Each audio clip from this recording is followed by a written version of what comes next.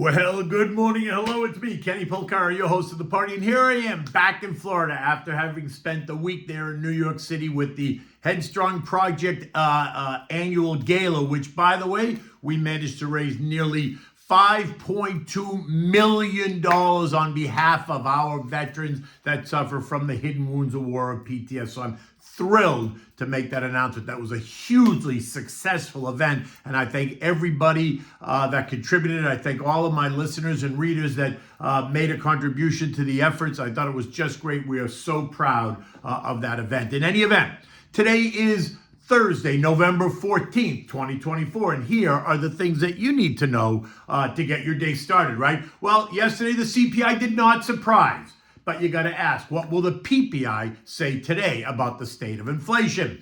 10-year bond yields kissed 4.48% yesterday before settling just a little bit lower.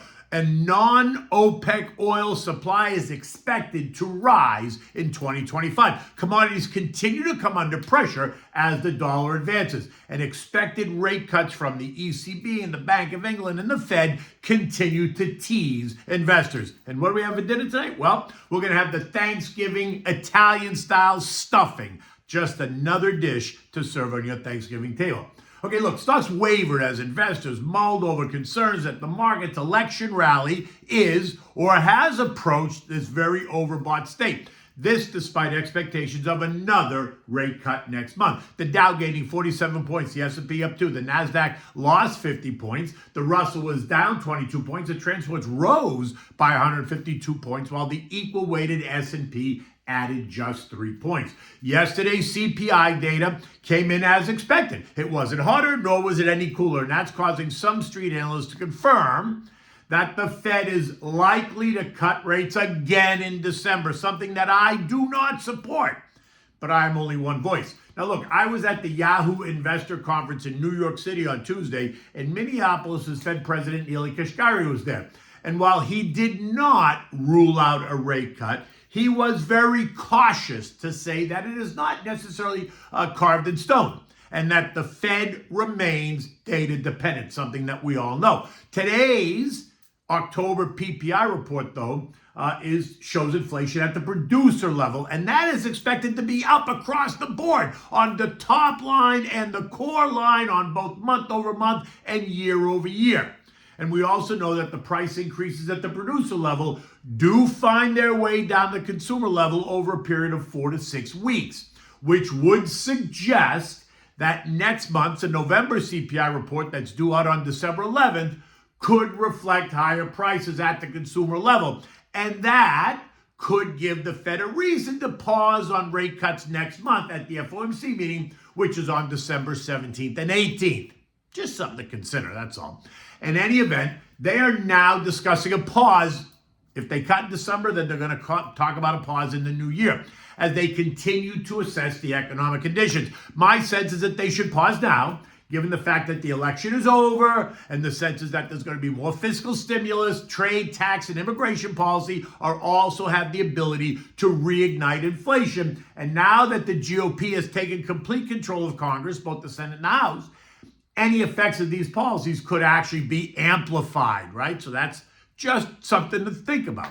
Bonds, they took another hit, and that sent yields even higher. The 2-year now yielding 4.29%, while the 10 years yielding 4.465% after it kissed 4.48% yesterday. Again, we ask, are yields rising because we have a strong economy, or are they rising because bond traders are concerned that inflation is coming back? Now, you're going to get a different answer depending on who you ask. But the bottom line here is, as long-term investors, we must consider the role that a 5% 10-year treasury rates have on the market and on investor psyche. The last time the 10-year kissed 5% was October of 23. And when it did, we saw the S&P lose about 6.2%, the Nasdaq down 8.5%. Individual names gave up even more, but that's always the case. So just something to consider as we watch yields tick higher, all while the Fed is telling us that rates are going lower. I mean, at some point, something's got to give, right? Oil, that continues to churn in the $68, $69 range. News that non-OPEC capacity coming online from Brazil, Guyana, China, Angola, and Senegal, and Norway will only add to supply, and that's going to continue to put a lid on higher prices. U.S. shale production is expected to slow to 320,000 barrels per day next year, down from 540,000 barrels per day. But Brazil is on track to add 800,000 barrels per day of new capacity over the next 12 months. Guyana, assisted by ExxonMobil, is expected to add 250,000 barrels per day of new capacity. U.S. Gulf of Mexico capacity is expected to expand by 170,000 barrels per day as well. Norway is going to add 320,000 new barrels per day, while China's newest project is going to contribute about 130,000 barrels per day. Senegal and Angola are going to add 180,000 new barrels of supply. And these are just the non-OPEC members. Add in the OPEC Plus members, and we are awash in oil. So in my view, this is not a waning demand story at all. It is a supply issue. Thus, I suspect that we're going to be seeing lower prices, and that should be good for consumers. And it should be good for electricity and the cost of transportation. But remember, once prices go up, they don't really come down at all unless we have a fairly deep recession, which apparently we're not going to have. So we have to just get used to the higher prices. We only have to hope that wages keep up. Now, gold is trying to recover from the beating it has taken since November 6th. Yesterday, it traded right down to its intermediate-term trend line at 25.70 and held, but this morning, it is trading lower, right? Breaching that support, it's now down another $40 at 25.50. A stunning move lower, down 10%. Off the early November highs of 2,800. The move in gold is being blamed on the surge in the U.S. dollar, now up nearly 7% off the September low. This as the market was beginning to price in a Trump win. Now, gold is still up 17% year to date, which is a big move for gold, but it has now traded down to a level where it should find support. 25.50 represents a level that was resistance for 5 months, right? We tested it in April, again in May, again in July, and then again in August into September. So the idea that it backed off and appears to be finding support there is a positive. But remember, rising treasury yields are also going to help to support the dollar, and that's going to be a negative for commodities. When yields rise, U.S. assets become more attractive to investors seeking higher returns. As the world's reserve currency, the U.S. dollar is widely used for global transactions, and the U.S. treasuries are among the safest and most stable investments globally. High foreign demand for treasuries typically supports the dollar, as investors need to buy dollars so they can buy treasuries. And we know that a strong dollar causes commodities like gold and oil to decline due to the inverse relationship between the dollar and commodities. Right? You can see that as well in the Bloomberg Commodity Index, the BCOM index, right? It is now down 6.5% during that same time frame, right? The index includes a range of commodities. Think wheat, corn, soybeans, coffee, sugar, live hogs, cattle, lumber, etc. Lower commodity prices should also be reflected in prices at the register. But again, a strong economy is going to allow prices to remain elevated. Ganesh, a recession that causes the economy to weaken is when we'll actually see prices decline. I'm not sure we're going to see that right now. Now, all this excitement is causing the VIX to trade even lower, suggesting there is little fear in the markets at the moment. We are now below all three trend lines, trading at levels seen during the summer of 24. Now, unless we get a spike in the VIX, stocks can continue to churn higher. 5% yields on the 10-year, though, could provide that spike that some are looking for. U.S. futures are trading higher. Dow futures are up 45. S&Ps are up 4. The Nasdaq's ahead by 10, and the Russell continues to rally another 22 points. Eco data today is all about the PPI. Tomorrow brings us the Empire Manufacturing, the New York State of Manufacturing, retail sales, industrial production, and capacity utilization. Fed speakers today include Fed Chair J.J. Powell, New York's Johnny Williams, and Fed Governor Adriana Kugler. So pay attention to what they say and then how they say it, right?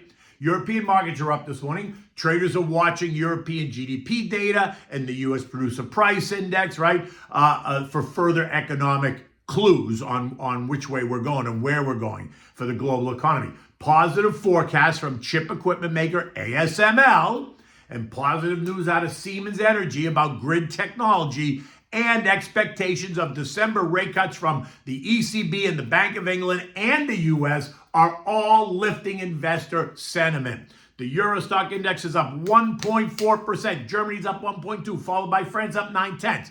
ASML ADRs are quoted up $20 at 693, 695-ish. The S&P closed at 59.85, up 2 points. Futures this morning are suggesting that we're going to test 6,000 again. I would not be surprised to see us back and fill the gap created on November 6th, right? When we closed at 57.82, we opened at 58.64 before we really moved significantly higher. Today's PPI report should set the tone, depending on how hot it is. A weaker than expected number is going to cause investors to celebrate, while a stronger than expected number is going to cause the algos to hit the sell button. Remember, successful investing is a marathon. It's not a sprint. You can click or go to the Slate Stone website, click on the link to contact me, put KP in the message box. I'll be happy to call you back and discuss markets and long-term investing and helping you set up a plan to create generational wealth. Okay, so what do we have for dinner tonight? Well, it's not really dinner. This is just another side dish for Thanksgiving, and it's the Italian-style sweet sausage stuffing, which is delish. So for this, you need garlic, sliced onions, diced Cubanelle peppers. You need salt and pepper. You need sweet sausage meat out of the casing. You need celery. You need diced Italian bread, right? You're going to cut it into cubes. You need chicken broth, mashed potatoes, olive oil, and white wine, which is optional, but you can always use it. You're going to cut up the Italian bread into cubes, maybe like 1 cup or so, and then just set that aside.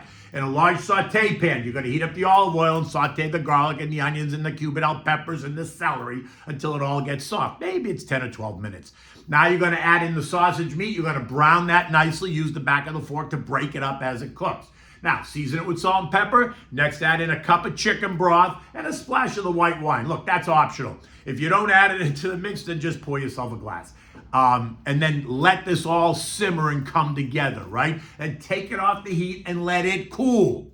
Now, after it cools, you're going to mix 2 cups of mashed potatoes along with the cubed Italian bread into the mixture. You're going to mix it all really well, and then you're going to put the whole thing in a large buttered baking dish, and you're going to bake it in the oven uncovered for about 20 minutes on 325 degrees. You just want to watch it. It'll get nice and kind of toasty on the top. Don't burn it, but 20 minutes or so should be it. Because remember, it's all cooked. You just want to bring it all together and get it nice and hot when you serve it in any event. It is Thursday morning. It's going to be a beautiful day here in South Florida. Until tomorrow, take good care.